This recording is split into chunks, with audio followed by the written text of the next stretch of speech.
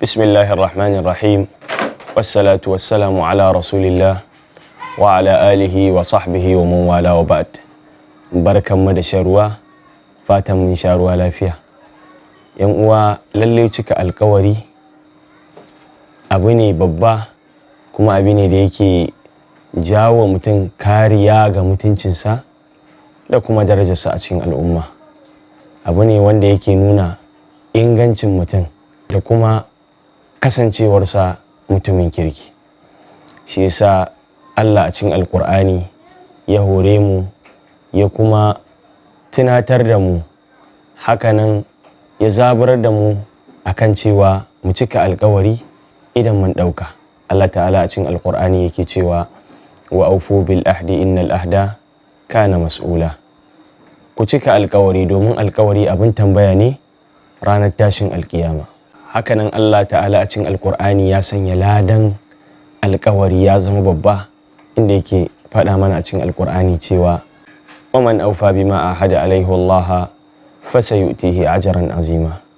Allah ta'ala yake faɗa a cikin Alƙur'ani cewa duk wanda ya cika alƙawarin da ya ɗauka wa Allah, Allah zai ba shi lada mai girma. Ashe cika alƙawari ana samun lada. Ashe cika alƙawari ladan ma da ake samu a cikinsa lada ne babba. Haka nan manzon Allah tsira da amincin Allah su tabbata a gare shi yake faɗa a cikin hadisi, la imana liman la amanata lahu.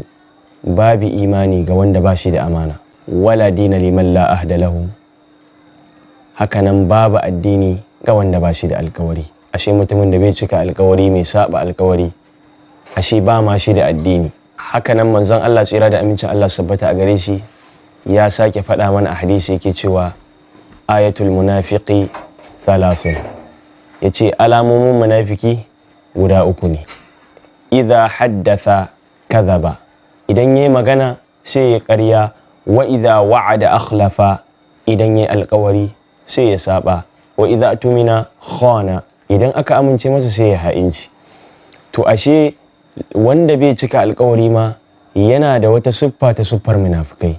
To yan uwa, a cika alƙawari a rayuwa ne, a wajen sana'a ne, a wajen mu'amala ne, domin zai jawo ma lada mai girma a wajen Ubangiji. Hakanan zai jawo maka mutunci da daraja da girma a cikin al'umma. Wassalamu alaikum wa rahmatullahi wa barakatuh.